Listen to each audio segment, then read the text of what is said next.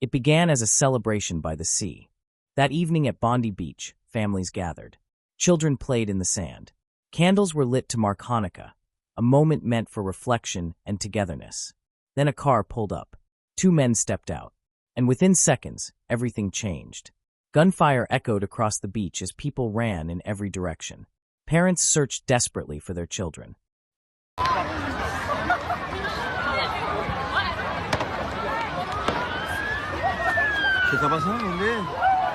But amid the chaos, something extraordinary happened. One man rushed toward the attackers and fought for their weapon. Another man, wearing a purple shirt, charged them the moment they arrived, his wife right beside him. They didn't hesitate. They didn't run. One act of courage saved lives. Another cost two people their own. As police closed in, investigators would uncover explosives, a shocking family connection between the attackers, and questions that still demand answers. This is the story of the Bondi Beach attack, and the ordinary people who stood between terror and everyone else. Don't forget to subscribe. That evening at Bondi Beach felt ordinary in the best way. The sun had slipped behind the horizon, leaving the sky painted in soft colors as families gathered along the shoreline. The sound of waves mixed with quiet conversation, laughter, and music from nearby speakers. Children ran barefoot across the sand while parents stood close, watching, smiling, taking photos. It was a Hanukkah celebration, a public gathering meant to honor tradition, resilience, and light. Candles flickered gently in the evening air. People greeted one another warmly, many of them familiar faces from the local Jewish community. Some had brought friends. Others had brought neighbors. It was open, welcoming, and peaceful. There was no sense of danger. No barricades. No heavy security. Just people enjoying the moment. For many families, this was more than a holiday event. It was a chance to feel connected, to culture, to faith, to one another, right there by the ocean. Children listened as adults explained the meaning of the candles. Older members of the community shared stories. Phones were out, recording memories that were supposed to last. Nothing about the evening suggested what was coming. People remember the calm, the laughter, the normalcy. They remember how safe it felt. And that is what makes the next moments so difficult to comprehend. Because in a space built for celebration, where no one expected harm, everything would be torn apart without warning.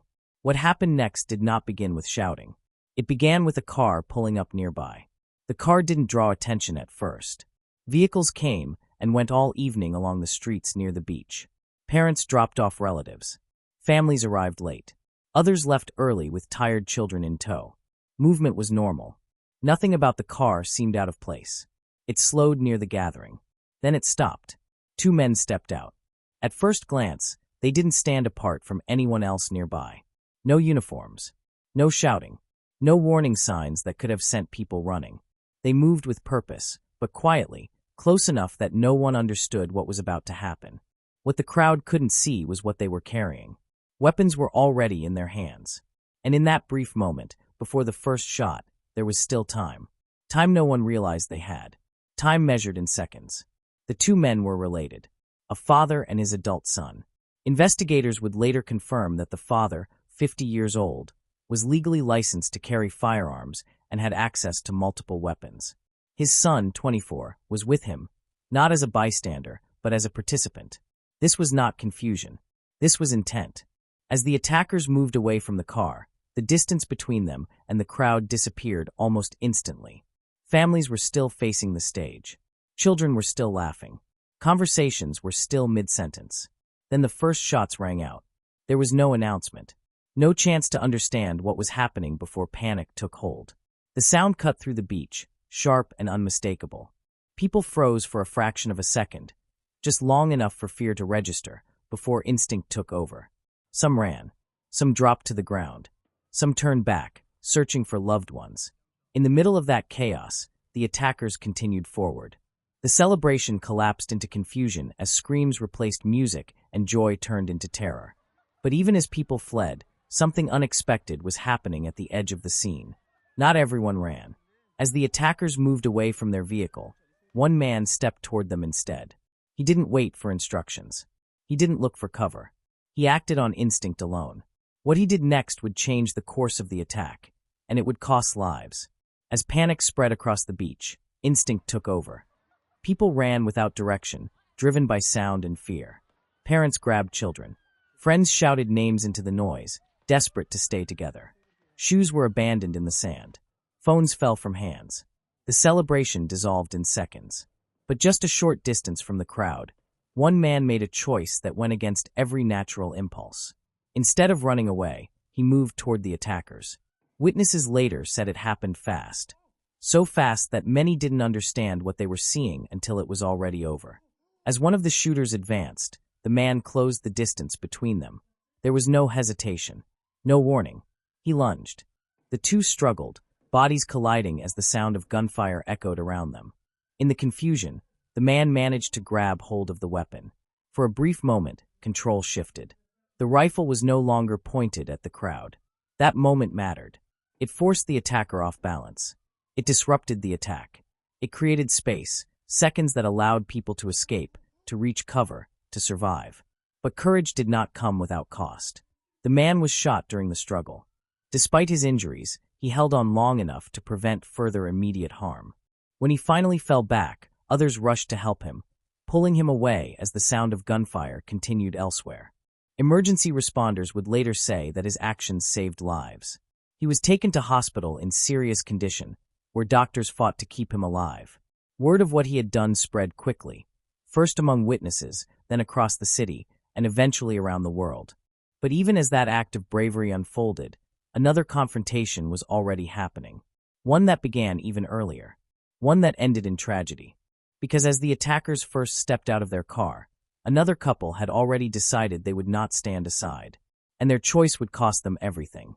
Before the crowd fully understood what was happening, before the sound of gunfire sent people running, another act of courage had already begun. New footage would later reveal it. As the attacker's car came to a stop near the gathering, a man wearing a purple shirt was already moving. He didn't wait to see what would happen next. The moment the doors opened and the two men stepped out, he ran straight toward them. His wife was right beside him. They were close enough to see the weapons, close enough to understand the danger. And still they chose to act. Witnesses say the man reached the attackers just as they began to raise their rifles. He lunged forward, grabbing one of the weapons and pulling it toward himself. For a split second, the attacker lost control. That second mattered. It slowed the attack. It disrupted the plan. It forced the shooters to react instead of advance. But the price was immediate. Gunfire erupted at close range. The man was hit. His wife was struck as well. The two collapsed to the ground near the vehicle as chaos spread outward from that moment. People nearby screamed for help. Some tried to reach them, but were forced back by the danger still unfolding. Others ran, unable to look back. The couple did not survive. Later, authorities would confirm that both the man and his wife were killed during those first moments of the attack. Their names would be shared. Their faces would appear in photographs filled with warmth, laughter, and ordinary life. They were not trained responders. They were not armed. They were simply people who saw danger approaching and chose to stand in its way. Their actions happened before most of the crowd even realized what was happening, before fear had fully taken hold. And those early seconds would later be recognized as some of the most critical of the entire attack. Because every second counted. And because of them, others lived. As the attack continued, the full reality of what was happening began to settle over Bondi Beach. The sounds of celebration were gone. In their place were cries for help, frantic voices calling out names, and the steady arrival of sirens in the distance. People who had escaped hid behind cars, buildings, and dunes, holding strangers close, trying to calm shaking hands and racing hearts. On the sand and nearby walkways, the injured lay waiting for help. Some had been struck while running, others while trying to protect loved ones. First aid was given by anyone who could help. Towels pressed to wounds, hands held tightly, whispered reassurances offered even when no one knew what would come next. And among the victims was a child. She had come to the beach that evening with her family to celebrate Hanukkah. A night meant for tradition, for stories, for light passed from one generation to the next. She was surrounded by people who loved her, in a place that felt safe. She did not survive. News of her death would ripple far beyond the shoreline. A child killed while celebrating her faith. A life ended before it had the chance to grow.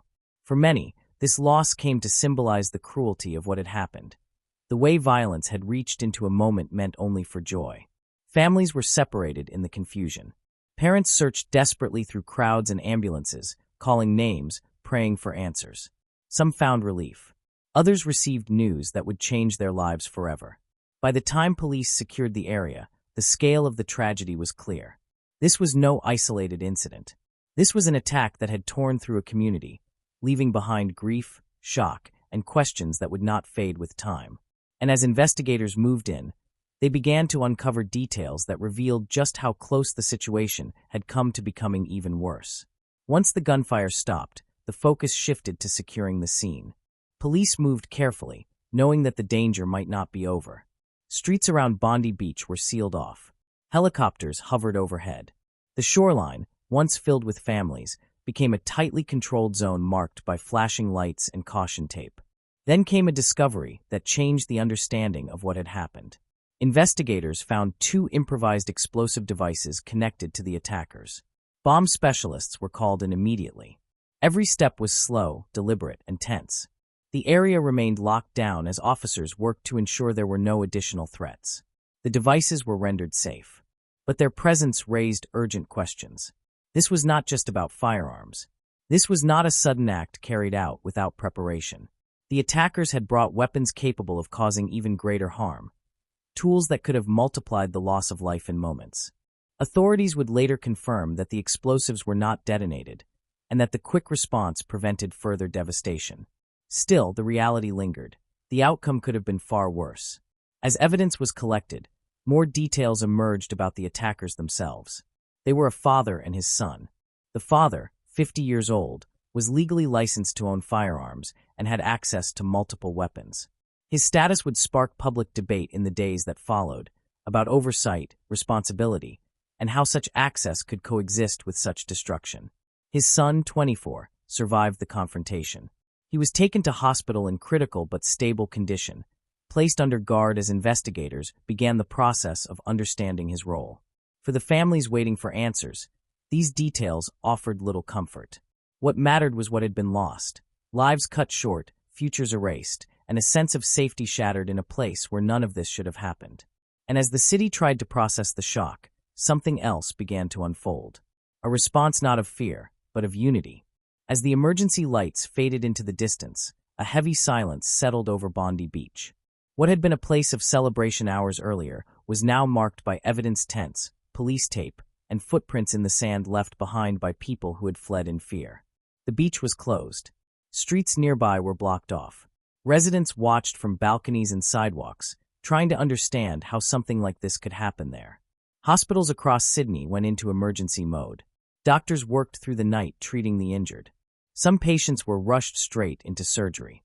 Others waited anxiously for news about loved ones brought in by ambulance. Phones rang constantly. Names were checked and rechecked. For the man who had disarmed one of the attackers, the fight was not over. He remained hospitalized, recovering from serious injuries. Word of what he had done spread quickly, first among witnesses, then across social media, and finally through news reports. People called him a hero, not because he asked to be one, but because his actions saved lives. Support poured in. Fundraisers were organized to help cover medical costs and support his family while he recovered. Donations came from strangers, from people who had been at the beach, and from others who had only seen the footage but felt compelled to act.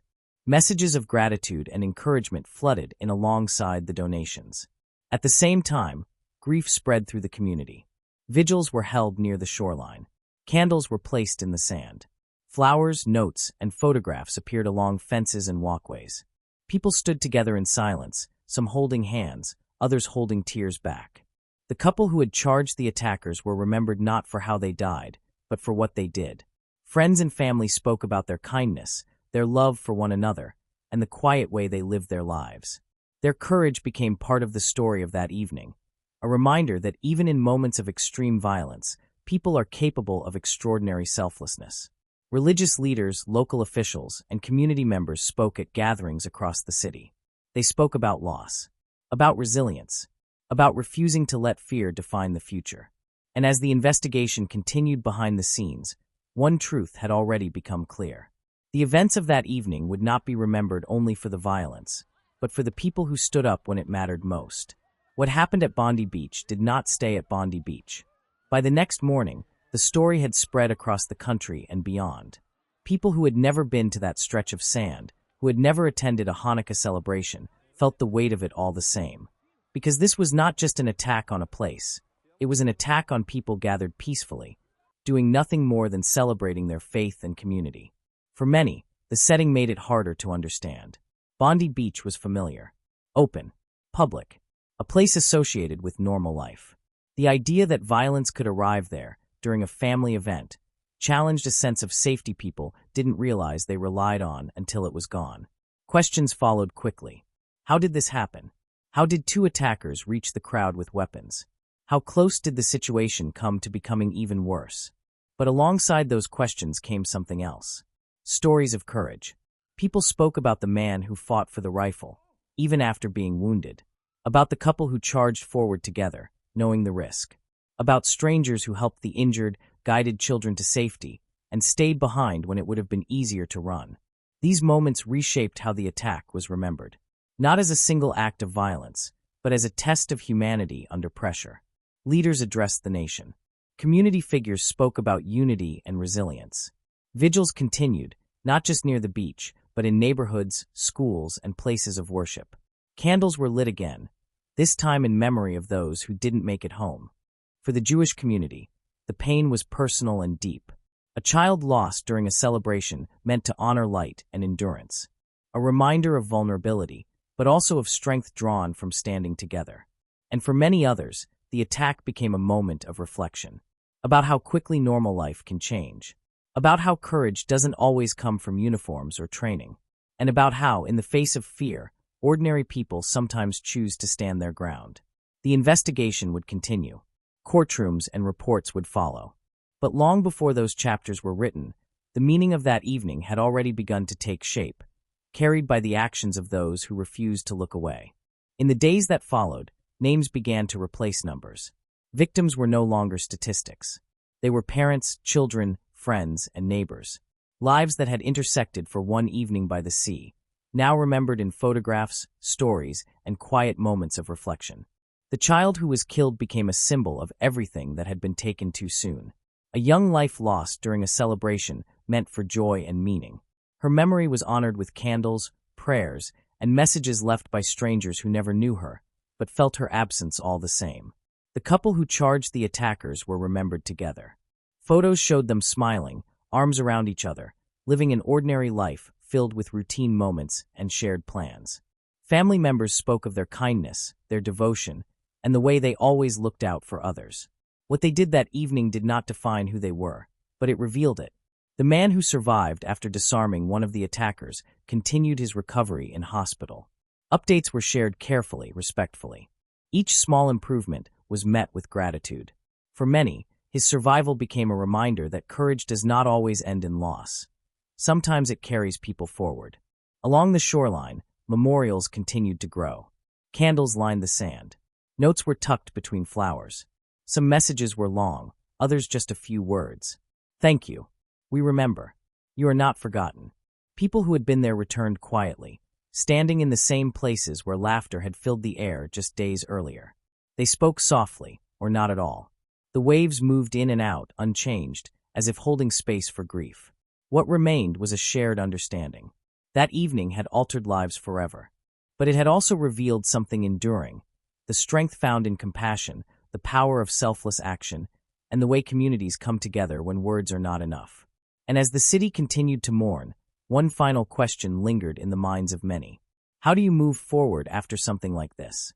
In the end, there is no simple way to explain what happened at Bondi Beach. There is no single reason that can make sense of the loss. No sentence that can ease the pain felt by families who went out that evening expecting to return home unchanged. What remains instead are moments. A child surrounded by light and laughter. A couple who moved forward together when danger appeared. A man who fought for a weapon, knowing the risk, because others were in danger. These moments now live alongside the grief. They remind us that while violence can arrive suddenly, so can courage. That fear does not always have the final word. And that even in the most frightening situations, people are capable of choosing others over themselves. Bondi Beach has returned to its rhythm. Waves still break against the shore. Children still play near the water. But something has changed. Those who were there will carry the memory of that evening forever. And those who were not will carry the story, passed on not to spread fear, but to remember the lives lost and the bravery shown. The candles lit for Hanukkah were meant to represent endurance. Light continuing, even when darkness feels close. In that sense, the meaning of the evening was not erased.